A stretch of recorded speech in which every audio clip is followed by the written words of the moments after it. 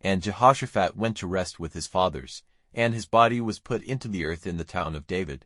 And Joram his son became king in his place. And he had brothers, sons of Jehoshaphat, Azariah, Jehiel, Zechariah, Azariah, Michael, and Shephatiah. All these were sons of Jehoshaphat, king of Israel. And their father gave them much silver and gold and things of great value, as well as walled towns in Judah. But the kingdom he gave to Joram, because he was the oldest.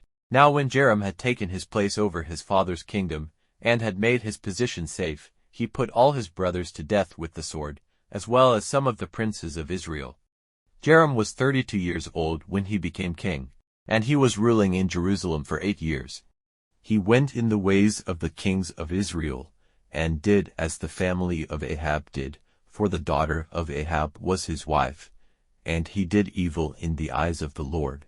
But it was not the Lord's purpose to send destruction on the family of David, because of the agreement he had made with David, when he said he would give to him and to his sons a light forever.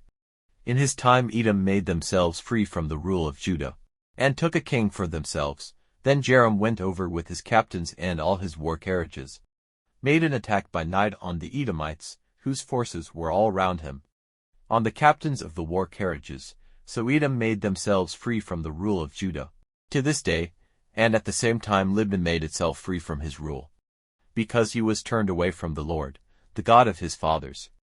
And more than this, he made high places in the mountains of Judah, teaching the people of Jerusalem to go after false gods, and guiding Judah away from the true way.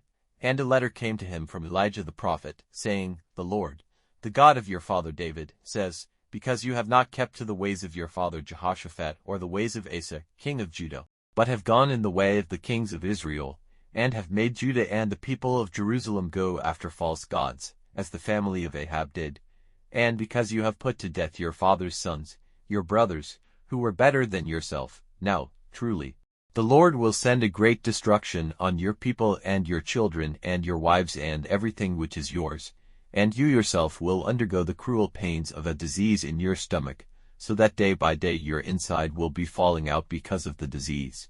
Then the Philistines and the Arabians, who are by Ethiopia, were moved by the Lord to make war on Joram. And they came up against Judah, forcing a way into it, and took away all the goods in the king's house, as well as his sons and his wives, so that he had no son but only Jehoaz, the youngest. And after all this the Lord sent on him a disease of the stomach from which it was impossible for him to be made well. And time went on, and after 2 years, his inside falling out because of the disease, he came to his death in cruel pain, and his people made no burning for him like the burning made for his fathers.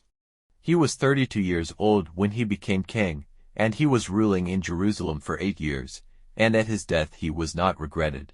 They put his body into the earth in the town of David, but not in the resting place of the kings.